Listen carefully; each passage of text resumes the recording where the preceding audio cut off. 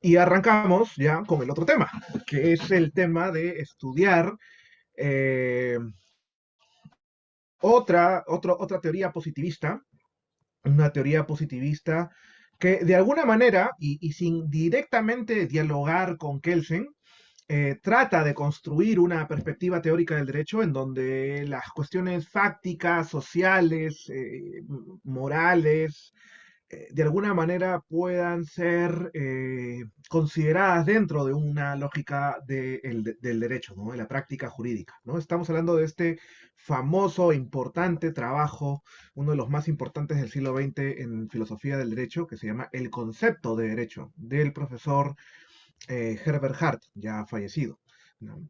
Herbert Hart pertenecía a la tradición de la jurisprudencia analítica, la teoría analítica del derecho, que en realidad es una perspectiva del derecho bastante presente hoy en día todavía, tiene una gran influencia en la forma en cómo se hace filosofía del derecho, ¿no? Los analíticos tienen como propósito central, y tal vez ese sería su gran problema también, eh, tratar de realizar el ejercicio filosófico mediante la clarificación conceptual. Su objetivo es tratar de ordenar los debates, ¿no? Esta famosa frase que fácil algunos deben haber escuchado del profesor Marcial Rubio, ¿no? Esta manía de los abogados de agarrar un pelo y partirlo en cuatro y decir que cada uno es diferente, ¿no? Esa broma estereotipada de los abogados, que tampoco es tan falsa, ¿ah?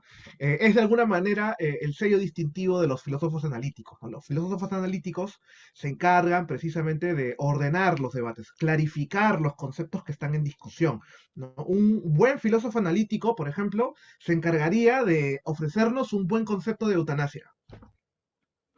No nos ayudaría a decidir si la eutanasia se justifica en un Estado constitucional, no nos ayudaría completamente a resolver la cuestión de cuándo una eutanasia se justifica, cuándo no, pero sí nos ayudaría muchísimo a definirla bien y a diferenciarla, por ejemplo, de suicidio asistido, de homicidio, ¿no? Y haría las divisiones de eutanasia pasiva voluntaria, eutanasia activa involuntaria, ¿no? Y nos ayudaría a crear esta precisión conceptual tan importante, porque a veces esa precisión conceptual nos ayuda a precisamente utilizar bien nuestros juicios de valor, ¿no? A saber cómo utilizarlos adecuadamente. Entonces, Hart pertenece a esa tradición del derecho, a ese enfoque filosófico, ¿no? Es un enfoque muy valioso. Yo no soy un filósofo analítico, pero sí me parece importante aprender sus herramientas, ¿no? Hay teoría de cómo crear conceptos, hay un libro de teoría analítica del derecho, bastante importante, por ejemplo, y, y ese es más o menos el propósito de los filósofos analíticos, ¿no? Por eso el libro se llama El concepto de derecho, ¿no? Es básicamente definirlo. Ese es el propósito de Hart, ¿no? Y este propósito analítico es el que se pone en propuesta cuando nos presenta su obra, ¿no? Es tratar precisamente de comprender la naturaleza de nuestra disciplina vía un ejercicio analítico, ¿no? Y pese a ello, ¿no? Y esta es la ventaja, los analíticos eh, no dejan de valorar ciertos elementos interdisciplinarios. Allí en la clase pasada se había mencionado la importancia de ello, ¿no? Y el propio Hart en su obra menciona que si bien es un ejercicio de indagar sobre la naturaleza de nuestra disciplina, esto no deja de ser útil para los filósofos morales, para los filósofos políticos, los teóricos de la justicia y para la sociología, por ejemplo, ¿no? Entonces tiene esta cierta apertura interdisciplinaria que, que, que es valorada, al menos que ahora la consideramos más valiosa, tomando en cuenta las limitaciones que hemos conocido de la teoría pura del, del derecho, ¿no? Y bueno, lo que busca hacer Hart es tratar de responder en términos lo más satisfactorio posible estas tres grandes preguntas, ¿no?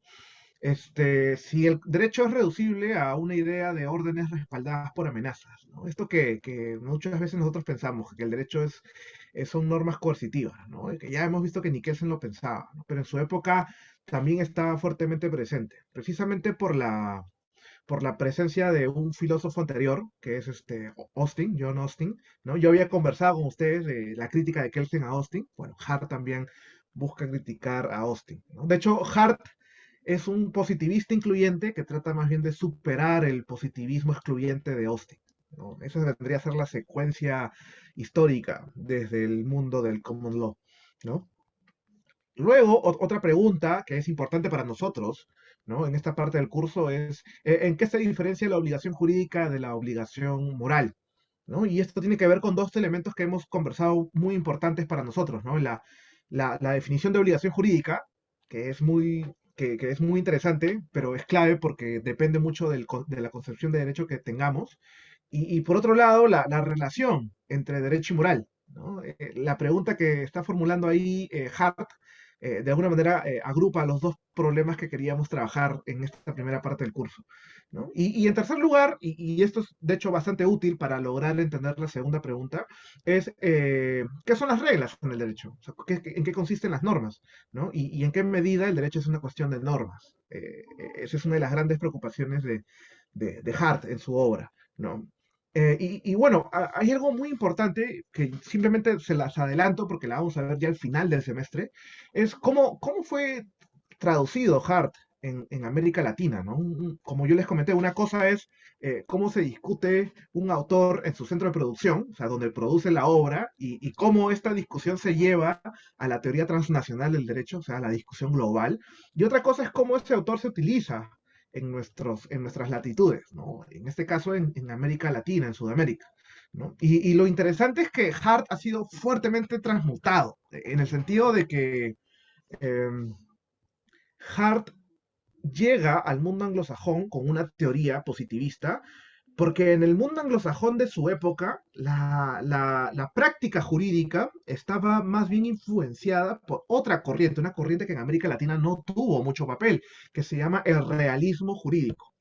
El realismo jurídico es una concepción del derecho que es fuertemente escéptica a las reglas. Considera que lo que dice el derecho en realidad es lo que deciden los operadores, ¿no? Sobre todo los jueces. De allí a que en el mundo anglosajón, y esto deben haberlo visto inclusive en el arte, ¿no? En el cine, siempre se representan a los jueces como seres omnipotentes, que pueden de alguna manera hacer lo que quieran con las normas, ¿no? Y tiene que ver precisamente porque en el mundo anglosajón esta concepción del derecho, el realismo jurídico, tuvo una fuerte influencia.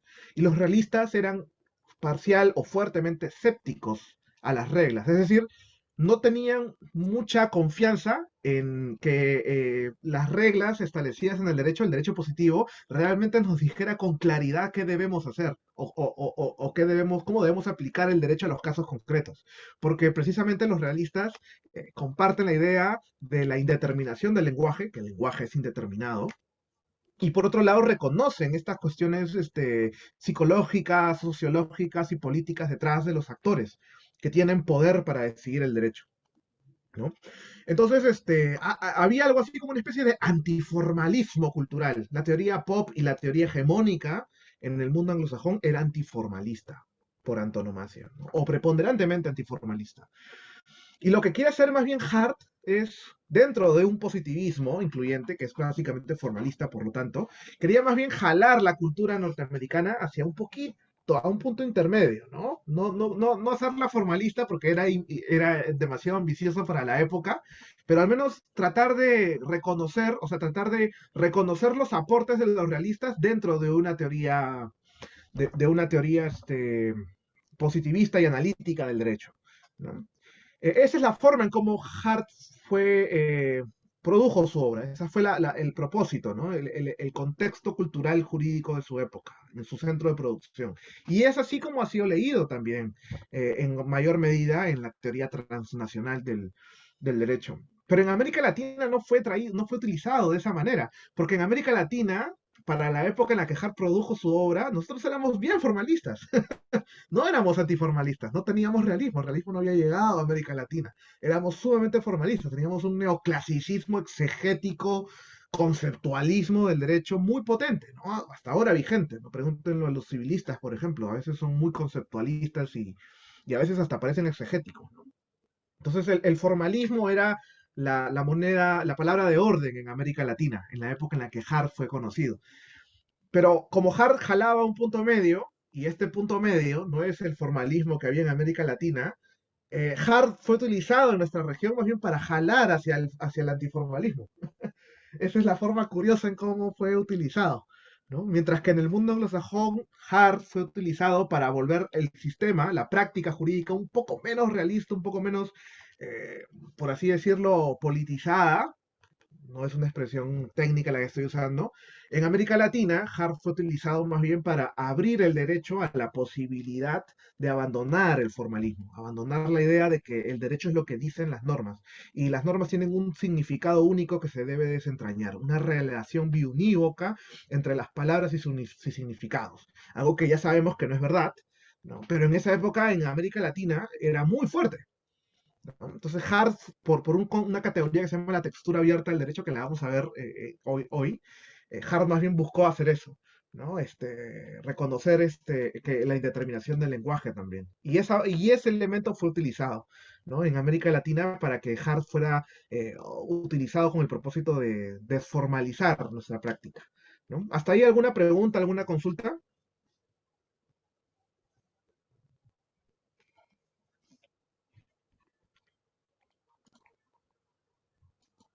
¿No? Hart es un ejemplo muy interesante de cómo un autor es transmutado de una forma bastante fuerte, o sea, que es utilizado para un propósito distinto por el cual el autor creó su obra, ¿no? Esto es normal, es totalmente válido, en literatura ocurre eso, ¿no? La ansiedad de creación, como dirían, ¿no? Vargas Llosa, por ejemplo, Faulkner creo que es su autor principal, ¿no? Y Vargas Llosa pues creó su propia lectura su propia forma de producir literatura, ¿no? A tal punto que formó parte de una escuela, ¿no? El boom latinoamericano, ¿no? Entonces, no hay problema en que esto ocurra, pero sí es importante hacerlo notar, ¿no? Notar la diferencia, ¿no? Y bueno, continuamos, ¿no? ¿Qué es lo que decía Hart? Hart, cuando trata de responder a la primera pregunta, lo que precisamente buscaba era criticar la teoría del derecho vigente en esa época, que era la teoría de Austin, o en todo caso la teoría positivista vigente en esa época. No tanto la hegemónica, porque la hegemónica era más el realismo, por así decirlo, el antiformalismo. Pero Hart quería tratar de superar dentro del positivismo la teoría de Austin, ¿no? La teoría de la voluntad del soberano que habíamos comentado en la clase pasada de Kelsen, que el mismo Kelsen también criticó, ¿no? Kelsen obviamente criticó la teoría de la voluntad de un soberano por lógica de pureza disciplinaria, ¿no? La idea de voluntad es un término psicológico que no le pertenece al derecho y por lo tanto no debería formar parte de una teoría del derecho, ¿no? Hart no la cuestiona por este lado, la cuestiona básicamente porque la teoría voluntarista de todo el derecho, trata de definirlo como órdenes respaldadas por amenaza, ¿no? Y que en realidad esto genera una especie de hábito de obediencia en las personas.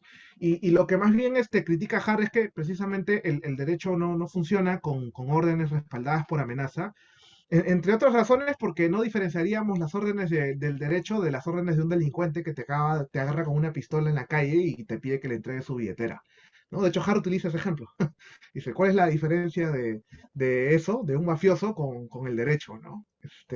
No tiene sentido. O sea, nosotros podemos hacer cosas precisamente por amenazas, ¿no? Y no parece ser el sello distintivo de lo jurídico, ¿no? Además, si hablamos de un soberano concreto, entonces no podríamos explicar por qué el derecho sigue vigente por más de que la persona que representa a ese soberano ya no exista, o haya fallecido, o haya sido cambiada, ¿no? Entonces también Hart trata de mostrar esas limitaciones obvias para nosotros hoy en día, pero no lo eran en su época, de la teoría positivista de Austin en esa época, ¿no?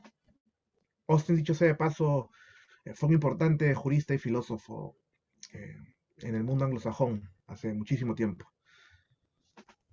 Y bueno, para tratar de darnos un mapa, ¿no? Una caracterización de cómo se va construyendo o cómo podemos entender el derecho en su totalidad, como buen filósofo analítico, lo que trata de hacer Hart es crearnos una especie de reflexión sobre cuáles son los elementos importantes que debemos tener en cuenta para el derecho, ¿no? Entonces, Hart lo que trata de hacer es precisamente decirnos, no es cierto que el derecho esté conformado de hábitos de obediencia y que por eso existe derecho, porque existe una diferencia entre los hábitos sociales y las normas sociales, ¿no? Los hábitos sociales son prácticas que hacemos con falta de conciencia y con falta de esfuerzo. Hart coloca de ejemplo el hecho de ir al teatro o ir al cine todos los martes, ¿no? Que es una práctica que en la época en la que él vivía y seguramente en el barrio donde él vivía era bastante común en Inglaterra. ¿No?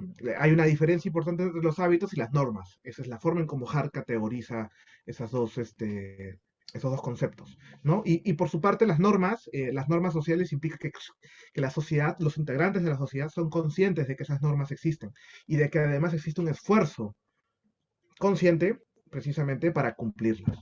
¿No? Entonces, esa es más o menos la diferencia. El derecho abordaría no hábitos, sino normas. ¿No? Algo que, por ejemplo, Kelsen también más o menos había tenido en claro, simplemente que Kelsen utiliza el concepto sistemas normativos sociales, ¿no? Y abarca ambos, hábitos y normas. ¿No?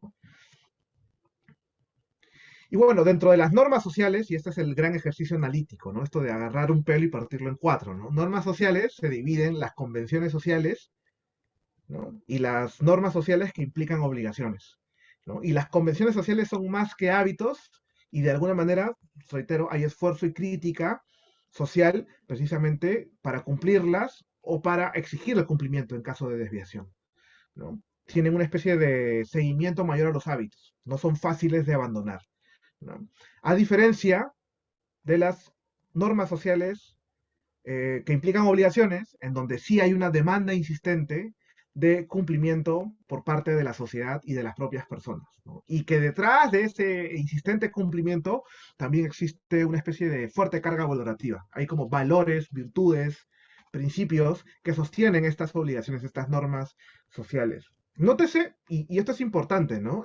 Y esto es una posición crítica, que si bien hay un esfuerzo importante de hacer una distinción analítica entre ambos, pareciera que fuera una distinción de grado, ¿no? Este, entre convenciones sociales y normas sociales que implican obligaciones, ¿no? La diferencia es que hay una crítica y hay un esfuerzo, pero en las obligaciones es como un poco más insistente, ¿no? Y seguramente la diferencia con las normas sociales que implican obligaciones es que los valores son más fundamentales para la sociedad, pero no significa que las convenciones sociales no hayan valores detrás, simplemente que no son valores que mantienen a la comunidad, pero son valores, ¿no? Entonces, de alguna manera, y esto es muy interesante, o sea, por más de que hay un esfuerzo de hacer una distinción analítica, en realidad parece que más bien es una distinción dentro de un mismo continuo, un espectro, ¿no? Entre tipo de normas sociales, ¿no? Y siguiendo la pauta analítica de Hart, ¿no? Dentro de las normas sociales que implican obligaciones, hay dos tipos más de normas, ¿no? Las que instauran obligaciones morales y las que instauran obligaciones legales, ¿no? Y entonces, las obligaciones morales, y esto es muy parecido a lo de Kelsen, ¿no? Tienen su origen en la costumbre, no hay un cuerpo centralizado para los castigos, esto ya lo habíamos conversado con Kelsen también, y hay una reacción hostil de los miembros en caso estas normas no sean cumplidas, ¿no? Eso es lo que, a juicio de Hart, caracterizan a las obligaciones morales de una sociedad, ¿no? Y por otro lado, existen las obligaciones legales, ¿no? Que implica una presión fuerte, ¿no? Una presión fuerte de sanciones, o sea, hay una presión fuerte para que las sanciones se puedan ejecutar además, ¿no? Y son aplicadas por la comunidad o funcionarios específicos. Noten nuevamente que si bien hay un esfuerzo por hacer una distinción entre obligaciones morales y legales, podemos notar que los componentes que caracterizan los rasgos de este tipo de obligaciones se diferencian en cuestión de grados hasta cierto punto, ¿no? Lo cual nos hace mostrar nuevamente la grieta hartiana, ¿no? Así como encontramos la grieta kelseniana, también estamos encontrando la grieta hartiana, que estos ejercicios analíticos para distinguir lo moral de lo jurídico tienen una caracterización de grado, ¿no? Es como si de alguna manera, si tus rasgos son graduales, ¿no? Aquí es poquito y aquí es mucho, y por eso son diferentes, yo diría más bien que hay una diferencia dentro de un mismo espectro, ¿no? Y al ser dentro de un mismo espectro, entonces esa separación entre derecho y moral no es tan tajante. De hecho, Hart la reconoce. Hart afirma, a diferencia de Kelsen, que no hay que sí hay una relación entre derecho y moral, y esa relación es contingente. Eso lo vamos a ver en breve. ¿Hasta ahí alguna pregunta?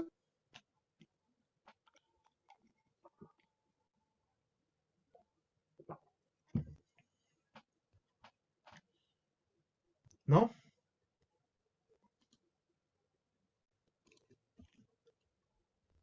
parece que no. Muy bien. ¿O sí? Todo claro, me dicen por ahí. Perfecto. Y bueno, Hart también trata de hacer esta pregunta de, como ya hay una especie de aporte para la sociología, para las ciencias sociales que tratan de analizar el derecho, Hart trata de preguntarse también cuándo podemos afirmar que tenemos un sistema jurídico complejo, ¿no? Y para hacer eso, él también trata de caracterizar lo que vendría a ser un sistema jurídico básico, ¿no? Aquí vienen estos sesgos típicos de la época, sesgos típicos del mundo, del mundo europeo, ¿no? De creer que sus sistemas son los sistemas jurídicos civilizados o entender el derecho como un proceso lineal de desarrollo, ¿no? Donde todos llegan a tener un sistema, o sea, un sistema desarrollado tiene que ser como uno europeo, ¿no? Y Hart trata precisamente de construir esta idea del paso de un sistema jurídico básico a un sistema jurídico complejo, ¿no? Entonces, cuando uno lee el libro y cuando uno infiere mucho lo que está escribiendo en esta parte, pareciese como si dijera, por ejemplo, que los sistemas de los pueblos indígenas son sistemas jurídicos básicos, ¿no? Que es lo típico del pensamiento colonial europeo, ¿no? De una perspectiva eurocéntrica, pero ya, bueno, esto obviamente va a tener su momento de cuestionar en las últimas partes del curso y también en los estudios críticos en parte, pero de alguna manera Hart lo que trata de hacer es esta construcción, ¿no? ¿Cómo diferenciamos o cómo notamos las caracterizaciones de los sistemas jurídicos? Y él hace la diferencia entre un sistema jurídico básico y un sistema jurídico complejo, ¿no? Y uno de los rasgos más importantes de un sistema jurídico básico es la idea de que las normas de ese sistema básicamente imponen deberes de conducta para la convivencia, ¿no?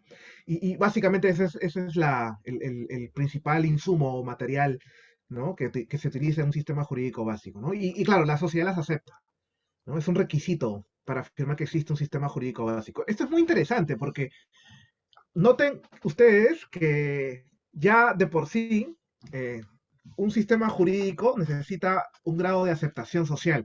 Y la aceptación es un concepto moral, ¿no? La idea de una adhesión a las normas ya implica una lógica moral y social, ¿no? El derecho para existir tiene que ser aceptado por la sociedad, ¿no? Esto es muy interesante porque ya de por sí vemos que Hart no tiene reparos en admitir esta contaminación que Kelsen no habría aceptado, pero Hart sí la acepta. O sea, el derecho requiere aceptación. Son de alguna manera juicios de adhesión que aceptan el sistema, ¿no? En un sistema jurídico básico, eh, más bien las sociedades son pequeñas, ¿no? Y están afincadas en un entorno estable, y por eso se puede sostener simplemente con deberes y aceptación, deberes de convivencia básicos y aceptación, ¿no? Pero claro, un sistema jurídico básico en una sociedad compleja va a tener muchos problemas si es que se mantiene de esa manera, ¿no? Y entonces, un sistema jurídico básico tendría tres defectos. Un cuarto hay mencionado en su obra, pero no está muy presente en la reflexión transnacional. Pero habrían tres grandes problemas en un sistema jurídico. El primero es la falta de certeza, es decir, saber cuál es la obligación, ¿no? ¿Cómo, si tenemos la obligación X y la obligación Y, la pregunta es, ¿y por qué sabemos, por qué creemos que esa es la obligación que se nos impone? ¿Cómo podemos estar seguros? ¿No? Tenemos una especie de falta de certeza. Un sistema jurídico básico tendría ese efecto en una sociedad compleja, ¿no? Y ante ese defecto, lo que ocurre es que ya no tenemos solamente reglas primarias, reglas que imponen deberes básicos, sino también reglas de reconocimiento, es decir, reglas que nos dicen cuál es el derecho vigente, ¿no? Esa vendría a ser el aporte de Hart, la existencia de un tipo de reglas distintas, ¿no? Esa es la pregunta que habíamos hecho acá. ¿Cuáles son las reglas y en qué medida el derecho es una cuestión de reglas? Es una cuestión de reglas en la medida que existen diversos tipos de reglas en el sistema, ¿no? Otro gran problema, otro gran efecto de un sistema jurídico básico es el carácter estático de las reglas, puesto que el derecho depende mucho de la interacción entre normas sociales, ya sean morales o legales. Lo que podría ser considerado moral en algún momento se puede instaurar legalmente, ¿no? Y en ese sentido, un sistema jurídico básico, pensado solo en reglas primarias, no podría ser suficiente, ¿no? Necesitaríamos una regla para instaurar que una regla moral pueda ser ahora una regla jurídica, por así decirlo. Entonces, como el sistema no es estático, un sistema jurídico básico es estático y no sería suficiente para abordar las complejidades sociales, entonces necesitamos también reglas de cambio, es decir, reglas que instauran el procedimiento para cambiar las reglas, las normas primarias, incluye las reglas de reconocimiento, ¿no? Pero también, y esto es el reconocimiento de que las reglas tienen grados de determinación por el propio lenguaje, se van a necesitar también reglas para definir cómo resolver las disputas, cómo resolver los conflictos sociales, en las escalas jurisdiccionales, administrativas, parlamentarias. Y en ese sentido también necesitamos reglas de adjudicación, reglas que digan cómo se van a resolver los casos, ¿no? Y en ese sentido, un sistema jurídico ya no básico requeriría, además de reglas primarias, también estas otras reglas, la regla de reconocimiento, la regla de cambio y la regla de adjudicación, que en el sistema teórico de Hart se conocen como las reglas secundarias. El derecho sería un sistema de reglas en la medida que sea un sistema de reglas primarias y secundarias, ¿no? Obviamente también hay este cuarto defecto, con este cuarto remedio que le he puesto en otro color, porque no es muy desarrollado por Hart y para muchos inclusive ni siquiera forma parte de la clasificación de reglas secundarias.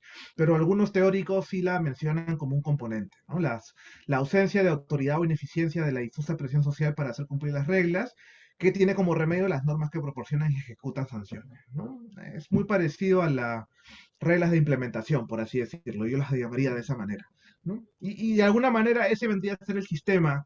O sea, el sistema jurídico no estaría compuesto de normas de una misma naturaleza, ¿no? Normas con un rasgo coercitivo que imponen deberes de convivencia. Es imposible, un sistema jurídico es mucho más complejo que eso. Y Hart agrega estos componentes.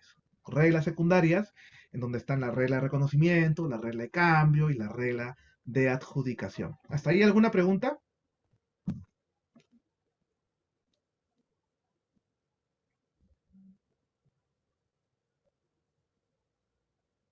¿No?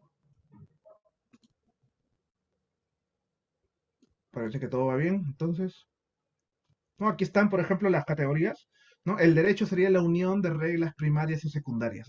De alguna manera es una mejora, ¿no? Si se dan cuenta en el marco teórico. El marco teórico se ha vuelto más complejo y nos permite entender mejor el funcionamiento de la práctica jurídica, ¿no? Ahí la práctica jurídica funciona porque existen diversos tipos de reglas, ¿no?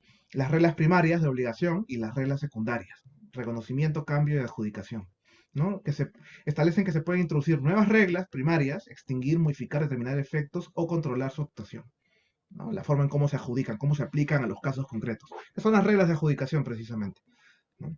De hecho, en el mundo anglosajón, ¿no? Se suele hablar de adjudicación para referirse al trabajo que hacen los jueces, muchas veces, ¿no? Entonces ahí tenemos precisamente una categoría distinta, ¿no? Bastante útil, ciertamente, ¿no? Ahora, ¿dónde radica uno de los grandes aportes de Hart a la filosofía y teoría del derecho? Es en la regla de reconocimiento. Y quiero trabajar la regla de reconocimiento porque es precisamente ese componente que ayuda al propósito de esta primera parte del curso. Tratar de mostrar el debate sobre el derecho y la moral, ¿no? La regla de reconocimiento es una regla que trata precisamente de establecer cuáles son los criterios para identificar las reglas primarias, ¿no? Es decir, cuál es la razón por la cual creemos que, por ejemplo, tenemos como usuarios de los servicios de salud el derecho que se nos atienda en emergencias, así no nos cobren nada en ese momento, ¿no? Entonces ahí analizamos que esta regla, este derecho, ¿no? Este deber que se impone a los funcionarios, a los profesionales de la salud en un hospital, ¿no? Establece este deber y este deber existe porque existe una regla de reconocimiento que le atribuye al Congreso la posibilidad de regular los derechos en salud, ¿no? Y esa vendría a ser la regla de reconocimiento, ¿no? Es básicamente reglas que establecen competencias también y que verifican los procedimientos de cumplimiento para poder emitir normas, ¿no? Entonces, es este ejercicio de analizar que una regla sea válida porque sigue un procedimiento, este procedimiento tiene que estar reglado, ¿no? Y las reglas que establecen ese procedimiento vendrían a ser las reglas de reconocimiento. Esa es más o menos el aporte de Hart a la teoría del derecho. Pero igual, este, este, este reconocimiento, ¿no? Admitir una regla de reconocimiento en el sistema nos presenta nuevamente el problema que vimos con Kelsen cuando vimos la norma hipotética, ¿no? La Grundnorm, como dicen, ¿no? Queríamos saber e hicimos este ejercicio, ¿no? De ir hacia atrás, hacia atrás, hacia atrás, ¿por qué se cumple esta resolución directoral? Porque hay una norma ministerial, una resolución ministerial, y por qué una resolución del ministerio debe ser obedecida? Ah, porque hay un decreto supremo. ¿Y por qué el decreto supremo? Por la ley. ¿Y por qué la ley? Por la constitución. ¿Y por qué debemos obedecer la constitución? Y de repente caemos en el problema de Kelsen, ¿no? El problema de la norma hipotética que Kelsen trató de utilizar precisamente para resolver este problema. Bueno, Hart también enfrenta el mismo problema que Kelsen en ese mismo sentido. Él hace esa pregunta también con normas sanitarias y llega a la cuenta de que en algún momento necesitamos una regla última de reconocimiento, ¿no? Y esta regla última de reconocimiento de alguna manera daría la posibilidad de explicar o de justificar por qué debemos obedecer el derecho, ¿no? Que Hart de alguna manera cae en la misma conclusión a la que nosotros llegamos en la clase pasada, ¿no? De que en la medida que ya no hay ninguna regla hacia atrás, institucionalizada en el sistema, no podemos utilizar el mismo lenguaje de validez para precisamente afirmar que hay una regla de reconocimiento atrás, última. ¿No? La regla última de reconocimiento no se puede demostrar válida en el sentido del lenguaje que solemos utilizar, el lenguaje del procedimiento para producción de normas. ¿No? Entonces, no podemos utilizar el mismo lenguaje. Y Hart tampoco tiene como propósito caer en el ejercicio hipotético de Kelsen de simplemente inventar una norma ficticia que diga que debemos obedecer la Constitución, ¿no? Y lo que dice Harris, en realidad hay un punto en el sistema en donde podemos caer en que necesitamos saber cómo interpretar la Constitución y por qué debemos obedecerla. Y no vamos a tener ningún parámetro institucionalizado para poder responder a cualquiera de estas dos preguntas. ¿Cómo interpretar una norma? ¿No? ¿O por qué debemos interpretar la norma de esta manera? ¿Y por qué debemos obedecer esta norma y esta interpretación de la norma? ¿No? Hart llega a la misma conclusión, yendo hacia el ejercicio hacia atrás, pero reconoce que no podemos usar el lenguaje igual que Kelsen, pero a diferencia de Kelsen no crea una hipótesis. Él simplemente dice, bueno, la forma de definir la regla última de reconocimiento no es a través del lenguaje de la validez, sino es en el lenguaje de la existencia de hecho, o sea, la existencia como cuestión social. Esto es muy interesante, si se dan cuenta, Hart hace lo que Kelsen no quería hacer, abrirse a la realidad social, a la cuestión fáctica social. No, no usa, reconoce, igual que Kelsen, que no podemos identificar esta regla última con el lenguaje de la validez, porque este lenguaje se agotó en la medida que ya no existe más autoridad que nos diga por qué debemos hacerlo, ¿no? Pero finalmente reconoce que no puede usar una ficción y dice, bueno, yo voy a decir que existe una regla última de reconocimiento en la medida porque esta regla la voy a ver en los hechos. O sea, no voy a ver una autoridad que me diga, yo debo, que me dice que yo por qué debo obedecer esta norma, sino que veo que la gente se comporta y acepta la idea de que debemos obedecer esta norma y esta interpretación de la norma. Entonces, por eso dice, la afirmación de que ella existe solo puede ser un enunciado de hecho, o sea, una afirmación fáctica. Solo existe como una práctica compleja que los individuos aceptan. Esta es la afirmación con relación a la regla última de reconocimiento. Mientras que Kelsen hizo una norma hipotética, una ficción, Hart lo que dice, no, es una práctica social. O sea, hay una práctica social que nos dice que debemos obedecer estas normas y además nos dice que debemos obedecerlas interpretándolas de esta manera. Llega un punto del derecho en donde esa es la manera correcta de afirmar que existe una regla, la regla última de reconocimiento, ¿no? Ese es más o menos lo que nos diría Hart. Y si se dan cuenta, en la medida que esta regla se verifica como una cuestión de hecho, una práctica social que los individuos aceptan, claramente vemos que entre derecho y moral ya hay una conexión, ¿no?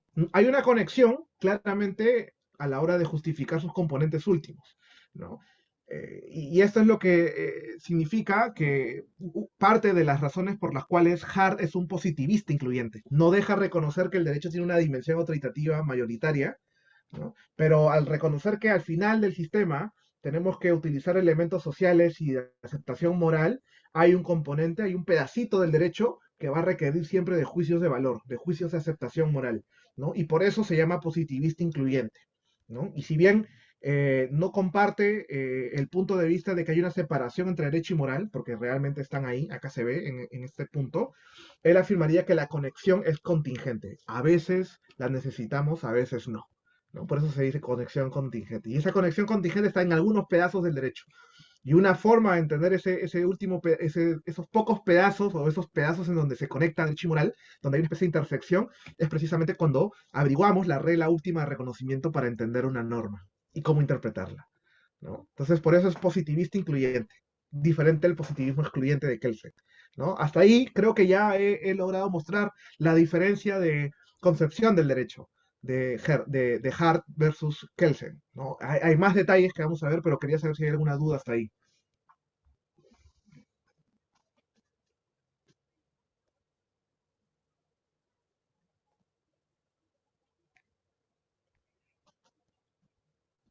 ¿Nada? Ah, ¿hay alguien que ha puesto algo? Todo claro, nuevamente. Perfecto. Continúo entonces. A ver. Luego viene otro punto que ya hemos visto en Kelsen, pero que Hart no lo rechaza, ¿no? Hart más bien lo hace bien explícito y forma parte, un componente importante de su teoría. Así como, a diferencia de Kelsen, ¿no? Que Kelsen, esa discusión tiene un papel muy pequeñito en su marco teórico, ¿no? Ya habíamos visto, cuando ustedes han leído la teoría pura del derecho, ¿no? Que la teoría pura del derecho es un libro grandote, ¿no? Es un libro más o menos de este tamaño, pero el capitulito último, que es la teoría de la interpretación, es chiquitísimo, son, ¿cuántas? 8 páginas, 5 páginas, no me acuerdo, de verdad, hace años lo leí, ¿no? Pero a diferencia, claro, y esto es muy extraño, ¿no? Además, sabemos, y ya se los comenté, ¿no? Las primeras lecturas de Kelsen en América Latina, de de manera voluntaria, ¿no? A propósito, prescindieron de ese capitulito chiquito porque no era compatible la exégesis que se quería promover, ¿no? La escuela exegética, ¿no? Pero con Hart no, con Hart forma parte de un componente importante de su teoría. ¿Por qué forma parte de un componente importante de su teoría? Bueno, porque los analíticos, como hacen un ejercicio conceptual, necesitan una teoría del lenguaje. Entonces, el componente de la naturaleza del lenguaje jurídico es imposible que sea un pedazo pequeño de su teoría, ¿no? Eso es en primer lugar. Y en segundo lugar, porque al reconocer la textura abierta del derecho, o sea que el lenguaje jurídico es indeterminado, también trata de reconocer los puntos a favor de la concepción del derecho que formaba parte de la hegemonía en el mundo anglosajón, y tanto en la teoría fuerte como en la teoría pop, que es el realismo. ¿No? Entonces Hart tenía que reconocer que los realistas tenían un buen punto, que hay una amplitud, una indeterminación del lenguaje que hace que el derecho no sea exactamente como pensamos, ¿no? Como una norma, un texto para un solo significado, ¿no? Sino que en realidad el derecho tiene una especie de zona clara y una zona de penumbra, ¿no? Eso es lo que él llamaría en su teoría, ¿no? Y esto existe y esta lógica, o sea, esta naturaleza del lenguaje, ¿no? La textura abierta del lenguaje y del derecho, por lo tanto, explica por qué para Hart, y esto es muy propio del mundo anglosajón, existe tanto legislación como precedente, ¿no? La legislación vendría a ser el derecho legislado, produce normas generales, ¿no? Aplicadas a toda la sociedad, y el precedente, ¿no? El derecho jurisprudencial, como se diría hoy en día, más bien produce subreglas que vendrían a ser las formas correctas de interpretar el derecho legislado en casos concretos que pueden ser generalizados, ¿no? El caso de Ana Estrada, la sentencia en el caso de Ana Estrada, por ejemplo, podría conformarse como un precedente argumentativo, podría ayudarnos a futuros casos, ¿no? Y esto ocurre, según Hart, esta textura abierta, porque cuando producimos derecho, cuando presentamos interpretaciones del derecho, cuando tomamos decisiones o producimos leyes o interpretamos para aplicar casos, ¿no? Y crear precedentes, hasta cierto punto no vamos a poder conocer todos los hechos que justifican una norma. ¿no? Es muy difícil saber todos los hechos por anticipados que justifican que una norma sea interpretada de tal manera, ¿no? Pensemos en este famoso caso el famoso caso Nohara, ¿no? Un caso que yo uso mucho en mis clases de bioética. Es el caso nace un neonato, ¿no? Nohara, y necesita un trasplante de hígado, ¿no? Y existe la posibilidad de que la madre de Nohara pueda ser la donante, porque es perfectamente compatible. Pero hay un problema, la madre de Nohara es menor de edad y la ley establece que los menores de edad no pueden donar, ¿no? Y ese es un claro ejemplo de la ignorancia de los hechos. No podemos prever todos los casos con anticipación. Esta es la razón por la cual existe una textura abierta del derecho para Hart, ¿no? Y esto no significa que el derecho sea incorrecto, ¿no? Creo que intuitivamente y de manera preliminar todos estaríamos de acuerdo que es razonable restringir la posibilidad de que los menores de edad puedan donar órganos. Pero en este caso, eh, nos da un dato adicional, ¿no? Noara necesita la donación ya, porque si no puede enfermar gravemente o morir, y su madre lo puede hacer, pero su madre es menor de edad, ¿no? Entonces tenemos esta ignorancia de los hechos, ¿no? Y también una relativa indeterminación de propósitos. Obviamente la norma lo que busca es evitar que los menores dispongan de su integridad física porque esto también les puede generar daño. Pero en este caso la norma conflictúa con otros propósitos nuevos que también aparecen, que es precisamente el reconocimiento de cierto grado de autonomía de la madre, por más menor de edad que sea. ¿No? Y también la necesidad de proteger la vida de los neonatos, de Novara, ¿no? Aparece como un propósito nuevo que aparece en el caso, por más de que la norma no lo haya incluido. ¿No? Entonces, una de las razones por las cuales existe una textura abierta del derecho es precisamente por la relativa ignorancia de los hechos. No podemos prever todos los hechos relevantes sobre cómo debemos aplicar una norma y también una relativa indeterminación de propósitos. Los propósitos pueden ser definidos en un caso concreto, pero en otros casos los propósitos pueden confluir y pueden colisionar, ¿no? Entonces, por eso existe una textura abierta, ¿no? Y lo que dice Hare es que eso no significa, o sea, no, el gran problema, dice, de la práctica, de la teoría jurídica contemporánea de su época, ¿no? Es que eso nos puede llevar a dos caminos, ¿no? El vicio del formalismo y el vicio del escepticismo, que es lo que yo comenté al inicio cuando conversaba sobre cómo Hart fue transmutado, ¿no? Hart reconoce que en esa época, en el mundo anglosajón, había un fuerte vicio del escepticismo y él quiere situarlo a un punto intermedio, sin caer en el vicio del formalismo, ¿no? Eso es lo que él buscaba hacer, ¿no?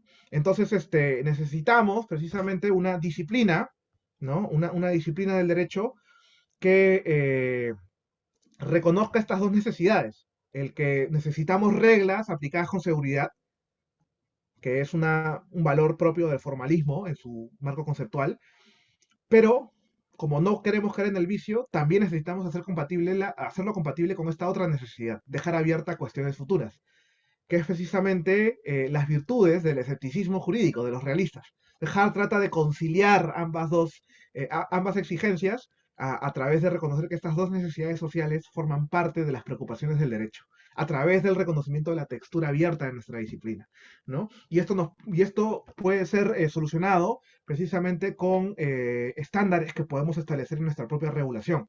¿No? El reconocimiento, por ejemplo, de la regulación de precios, el estándar razonable en el cuidado, en el análisis probatorio, ¿no? El respeto al precedente, el stare decisis, como se llama en, en la argumentación jurídica, ¿no?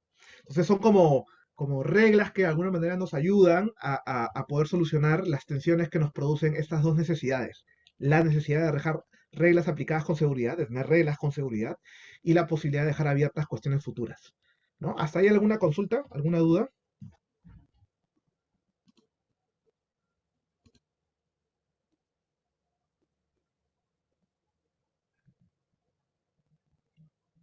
¿No?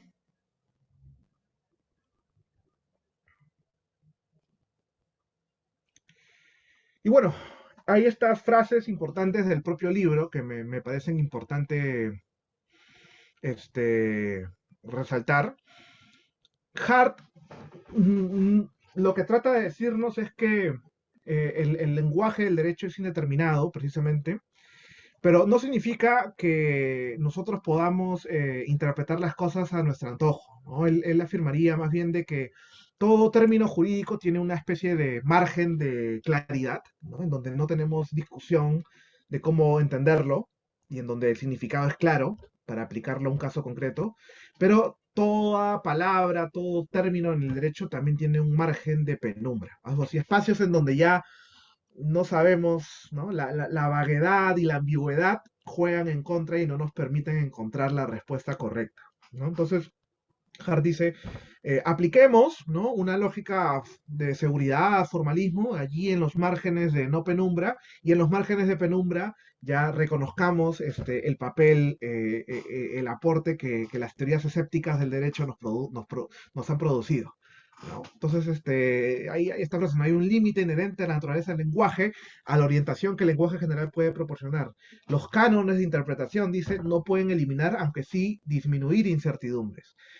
Si han de resolverse las dudas, quien quiera ser el encargado de ello tendrá que llevar a cabo un acto de naturaleza, de una elección entre alternativas abiertas. ¿No? Es interesante, esto por ejemplo es muy parecido a lo que afirmaría Kelsen en su teoría pura, en el capítulo de la teoría de la interpretación. ¿No? No existe una respuesta correcta, cada técnica produce significados distintos y el acto de elegir el significado es un acto puramente discrecional. De alguna manera, Hart también reconoce eso. ¿Cuál es la diferencia entre Hart y Kelsen en ese punto? De que mientras Kelsen diría que la elección es un acto de voluntad que no se puede someter a escrutinio racional, Hart sí afirmaría que sí tiene racionalidad. Ahí está la diferencia. Otro nuevo rasgo de por qué Hart es considerado un positivista incluyente. ¿No? Reconoce que la elección de una respuesta correcta sí puede ser sometida a cierto escrutinio racional. ¿No? Y acá está en la segunda frase. El ámbito discrecional que le deja el lenguaje puede ser muy amplio, de modo que si bien la conclusión puede no ser arbitraria o irracional, o sea, puede ser racional, puede ser justificada racionalmente, que él diría que no, ¿no? Es en realidad una elección. Ya reconoce la parte discrecional, pero a la vez reconoce que, si bien discrecional, esta elección puede ser racional. Ahora, obviamente, los criterios para afirmar la racionalidad de por qué se escoge esta alternativa y no otra son extrajurídicos para Hart, pero son racionales. ¿No? Que él se diría son extrajurídicos y no son racionales, son emotivos. ¿No? Ahí está, podría afirmarse que ahí hay una diferencia importante, ¿no? Y por eso uno es excluyente y el otro es incluyente. No forma parte de un ejercicio racional, si es posible incluirlo. ¿No? Dice, la textura abierta del derecho significa que hay, por cierto, áreas de conducta donde mucho debe dejarse para que sea desarrollado por los tribunales o por los funcionarios que procuran hallar un compromiso a la luz de las circunstancias entre los intereses en conflicto, cuyo peso varía de caso a caso. ¿No? Aquí es el reconocimiento del escepticismo, ¿no? Que no lo puede negar. ¿No? Y claro, la idea de que existen áreas de claridad y áreas de penumbra en los textos legales se sustenta en ese último punto, ¿no? Del hecho de que tales reglas tengan excepciones no susceptibles de un enunciado exhaustivo, no se sigue que en todos los supuestos quedamos librados a nuestra discreción y que nunca nos hayamos obligados a cumplir una promesa, ¿no? Es como diciéndole, ustedes antiformalistas tienen razón, pero tampoco tanto. ¿No? Hay espacios donde sí es claro y todo el mundo lo aplica sin ninguna discusión, precisamente porque hay un espacio de claridad, ¿no? Y claro, hay espacios de penumbra, en donde no queda otra más que tratar de utilizar estas herramientas racionales, los cánones, las herramientas racionales extrajurídicas para encontrar las respuestas correctas, ¿no? Y en muchos casos, precisamente, resolver las disputas en función a lo que finalmente van a hacer las personas, como una cuestión de hecho, cuando ya vemos la discusión de la regla última de reconocimiento que hemos trabajado antes, ¿no? ¿Hasta ahí alguna duda, alguna consulta?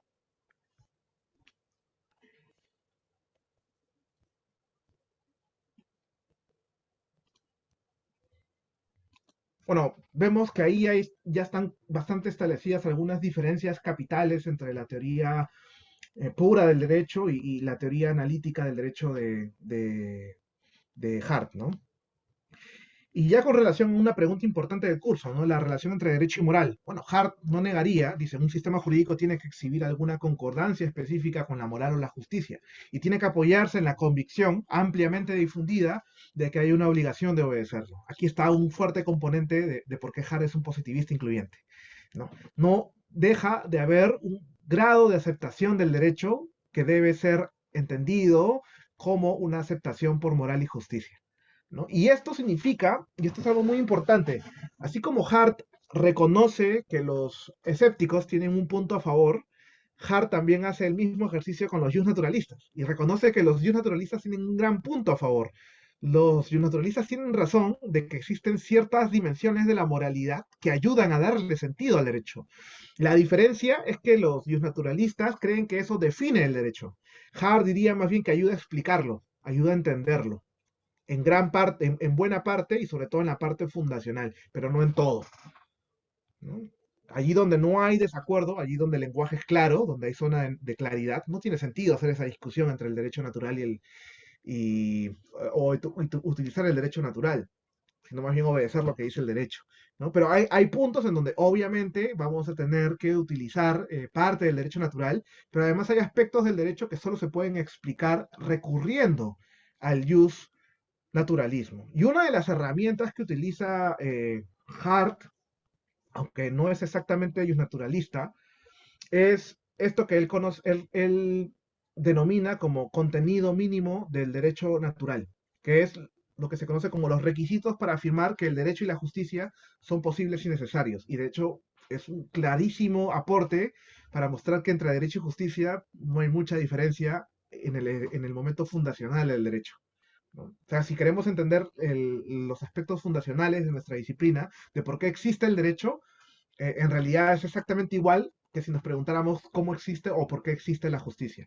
Y Harle denomina el contenido mínimo de derecho natural, que en realidad es algo que ya había desarrollado siglos atrás otro filósofo anglosajón que se llama David Hume, que en su Tratado de la Naturaleza Humana, él denomina a estos 5 componentes como las circunstancias de la justicia.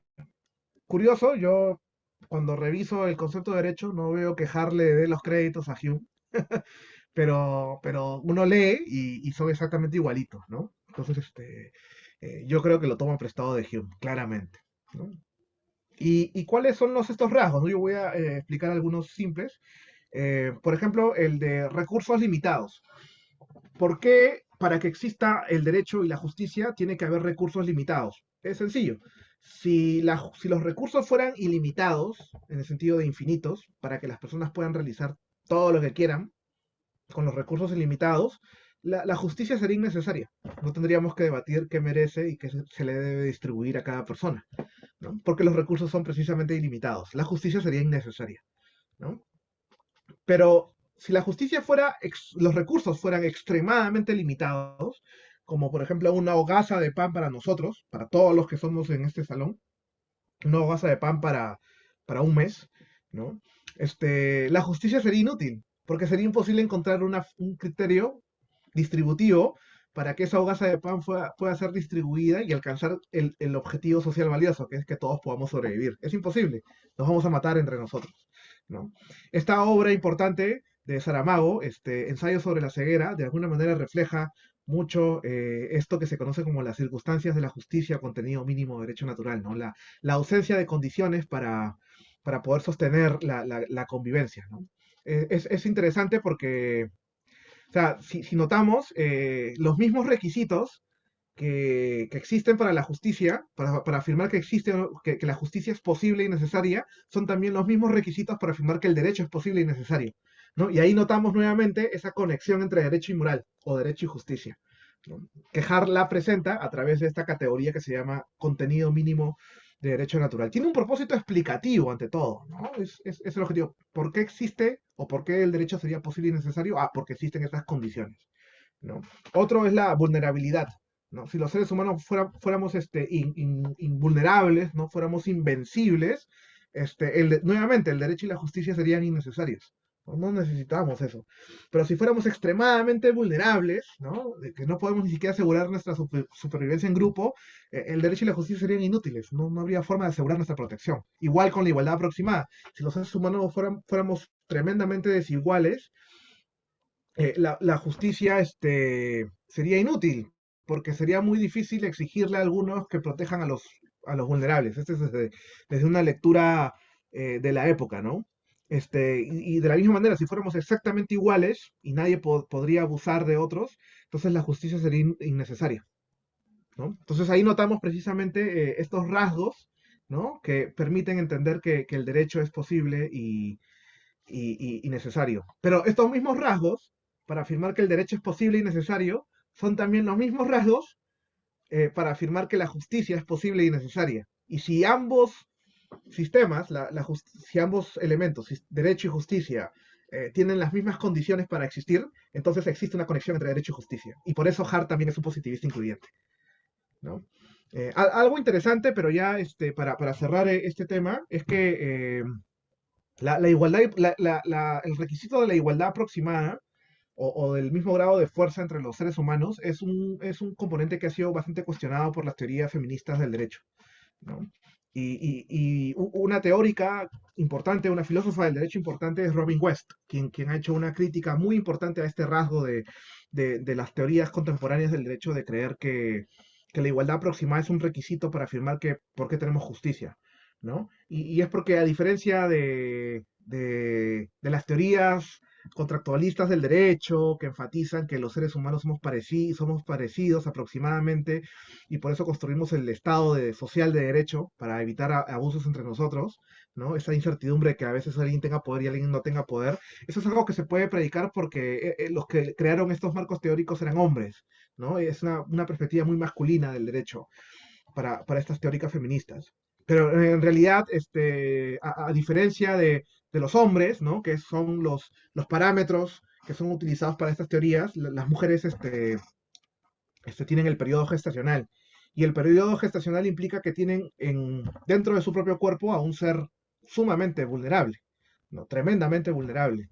Y esta vulnerabilidad no lleva a que las mujeres abusen de este sujeto. De hecho, la idea no es abusar, ¿no? Y a juicio de esta teórica feminista, Robin West, esta es la razón por la cual la teoría del derecho, fundada en la supervivencia, precisamente por la igualdad aproximada, no captura completamente las preocupaciones de los seres humanos, porque excluye las preocupaciones de las mujeres, ¿no? Como un ser que tiene cierto rasgo biológico de tener a un ser vulnerable dentro de sí, que hace que en realidad la teoría del derecho no debe pensarse solamente en supervivencia, sino también en cuidado, ¿no? Y con esto Robin West crea una nueva justificación para el derecho, que no es solo por la supervivencia, sino también para el cuidado de los seres humanos, y amplía la lógica del bienestar, precisamente, ¿no?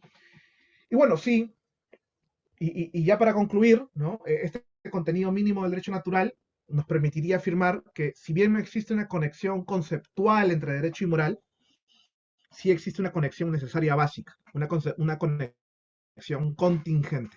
Y esta conexión contingente es el rasgo, uno de los rasgos distintivos de por qué Hart es un positivista incluyente y Kelsen sería un positivista excluyente, ¿no? Y ya finalmente, para terminar, ¿no? Esta vendría a ser la forma de caracterizar la teoría que es de Hartiana, ¿no? Con todos los elementos que hemos aprendido, ¿no? Los componentes que influencian el comportamiento humano se dividen en hábitos. Uy, creo que está en pausa, ¿no? Sí. Se dividen en hábitos sociales, normas sociales. Las normas sociales se dividen en convenciones y obligaciones, ya lo habíamos conversado, las obligaciones en morales y jurídicas, y las jurídicas en reglas primarias y reglas secundarias. Y estos son los elementos de un sistema jurídico, ¿no? Esta sería la forma de entender la caracterización de la teoría del derecho de Hart, el concepto de derecho de Hart, ¿no? ¿Hasta ahí alguna duda, alguna consulta?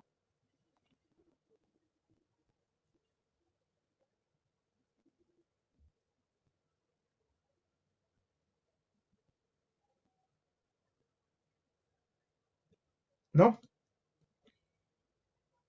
Bueno, eso sería todo, justo. Bueno, me pasé 5 minutos, tampoco es grave. Espero que les haya parecido interesante la clase. Ya vimos la teoría de Hart. Reparen en la discusión de la regla de reconocimiento.